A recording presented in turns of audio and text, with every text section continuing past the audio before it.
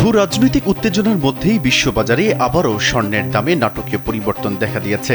America ও ইরানের মধ্যে সংঘাতের আশঙ্কায় বুধবার আন্তর্জাতিক বাজারে 1 আউন্স স্বর্ণের দাম $5,001 স্পর্শ করেছে, যা বাংলাদেশি মুদ্রায় প্রায় 6,13,205 টাকার সমান। এতে একদিনের ব্যবধানেই স্বর্ণের দাম বেড়েছে 2.5%। বাজার বিশ্লেষকরা বলছেন, যুদ্ধের সংকেতই এই মূল্যবৃদ্ধির মূল কারণ। বিভিন্ন আন্তর্জাতিক সংবাদ মাধ্যমের প্রতিবেদনে দাবি করা হচ্ছে, আগামী কয়েক সপ্তাহের মধ্যে ইরানে মার্কিন হামলার সম্ভাবনা প্রায় 90%। ট্রাম্প প্রশাসনের এই যুদ্ধ প্রস্তুতির খবরে বিনিয়োগকারীরা আতঙ্কিত হয়ে নিরাপদ সম্পদ হিসেবে স্বর্ণের দিকে ঝুঁকছেন, যার ফলে বাজার দর নিয়ন্ত্রণহীন হয়ে পড়ছে। এর আগে গত সোমবার ইরানের পররাষ্ট্রমন্ত্রী আব্বাস আরাগচি পরমাণু প্রকল্পে আমেরিকার সঙ্গে ঐকমত্যের ইঙ্গিত দেওয়ায় বাজার কিছুটা স্থিতিশীল ছিল। তখন স্বর্ণের দাম $4,900 নেমে এসেছিল, কিন্তু বুধবার সেই স্বস্তি আবারও অস্বস্তিতে পরিণত হয়।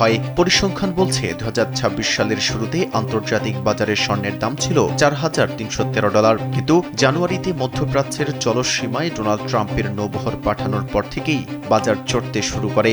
জানুয়ারির শেষ দিকেই দাম বেড়েছিল প্রায় 13.2%। শুধু স্বর্ণ নয়, পাল্লা দিয়ে বাড়ছে রূপার দামও। বুধবার একদিনেই 5.7% বেড়ে প্রতি আউন্স রূপা বিক্রি হয়েছে $77.7।